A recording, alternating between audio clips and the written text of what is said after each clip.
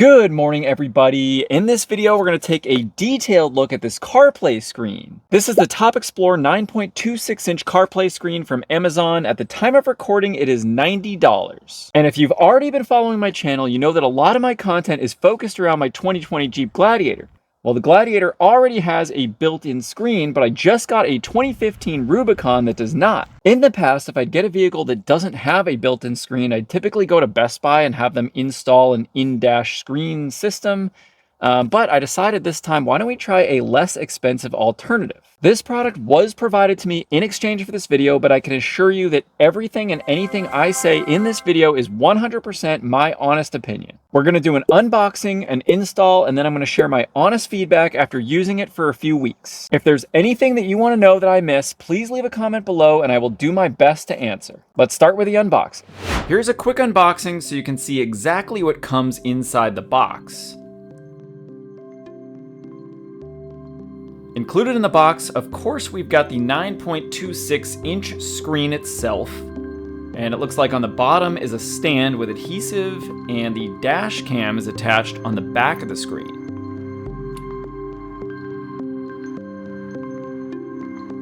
Next is the window suction mount.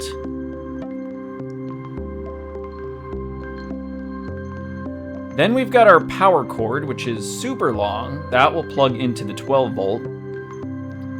This here is the backup camera. The cord is 23 feet. Definitely long enough for my two-door Wrangler. And then this is what looks like an adhesive, an aux cable, and the installation tools.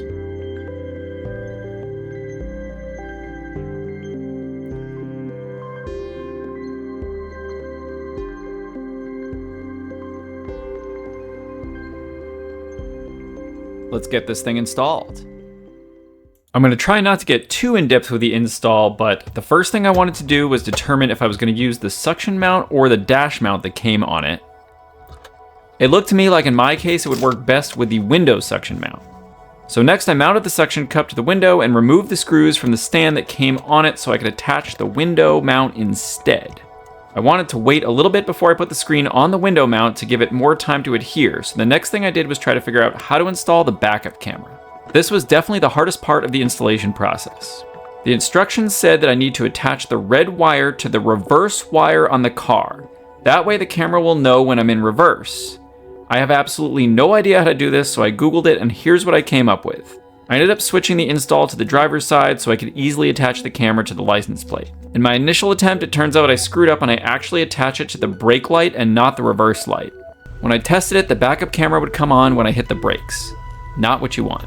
Since I clearly didn't know what I was doing, I stopped recording from here. I covered the brake light wire with electrical tape, and then the next wire I tried was the reverse wire. It's best to not try to figure this out with trial and error like I did. What I believe you should do instead, and what I should have done, is once the wire is exposed, test it with a multimeter. When I exposed the reverse wire, I accidentally split it, so I used a connector to put it back together, and then I attached the camera with a connector as well.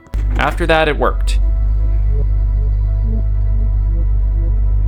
I ran the rest of the wire through the vehicle the best I could and then got it plugged into the screen. After doing this, the backup camera now comes on when I put the car in reverse. The only thing left to do was sync it to Bluetooth.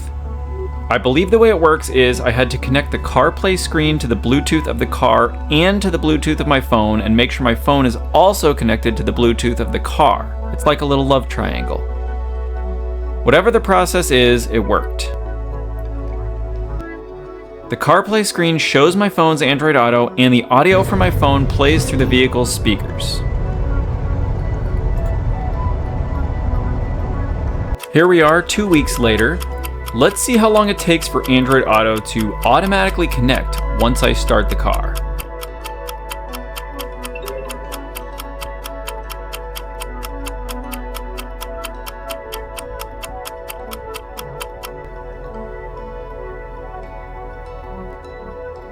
Basically, the only thing I wanted it for was Android Auto and for the backup camera.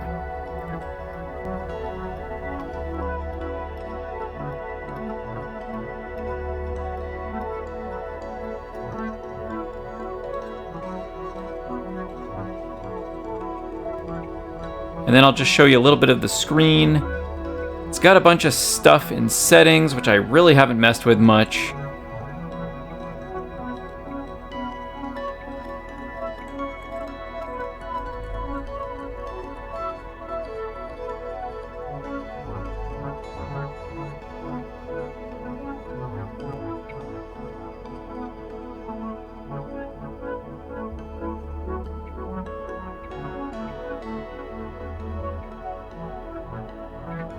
You can see anything the cameras have recorded right from the screen, and it has a memory card slot.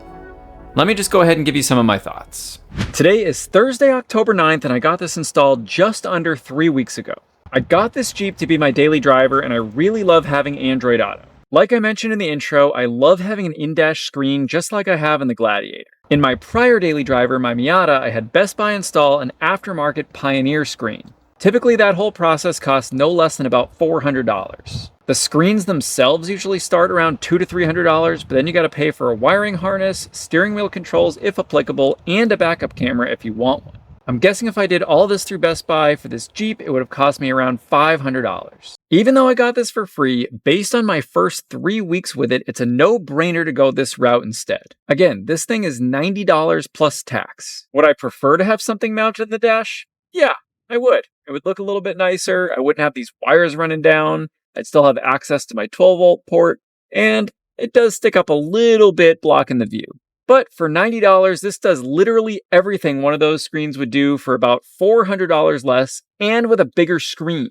The only 10-inch screen they had from Best Buy that would have been compatible with my car would have been $750, and that's for the unit alone. That wouldn't have even included the rear camera. So if you're between the two, whether it's this CarPlay screen or another one, I would definitely recommend giving this a try unless the money part isn't really a concern for you. With that being said, here are my impressions of this one. We did the time test and it was about 30 seconds for Android Auto to load, but I love that every time I start the car, it connects to my phone, goes right to Android Auto, and I don't have to press anything. I don't know if this is specific to my car or not, but I do have to change the audio output to Bluetooth. When I turn on the car, it defaults to the radio. Like I said, if I got an in-dash unit installed, I would have had to buy extra wiring so the steering wheel controls could still be compatible.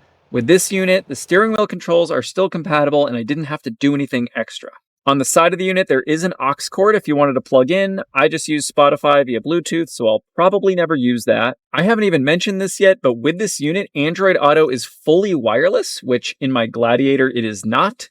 It's also not wireless in the unit I got from my Miata. There are only a couple of negatives. One, the dash cam is basically useless, at least the way I have it set up. The camera is right here. I would need to have the screen be much higher, clearly blocking my view to have the dash cam be useful at all. This might be better if you use the stand instead of the window mount. And two, the touchscreen could be a little more sensitive. Sometimes I have to press the buttons twice. Other than that, in my 3 weeks of testing, I've been super happy with this thing. It stayed stable in the mount, even though I have it extended all the way. I kind of have the base of it resting on the dash to try to give it a little extra stability, but that hasn't been a problem. Even if I didn't get this product for free, I would gladly spend $90 on this instead of spending $500 to have a receiver installed. I put an Amazon affiliate link in the description below, so if this video helped you decide to purchase one of these, please consider using my link and I will earn a small commission at no extra cost to you.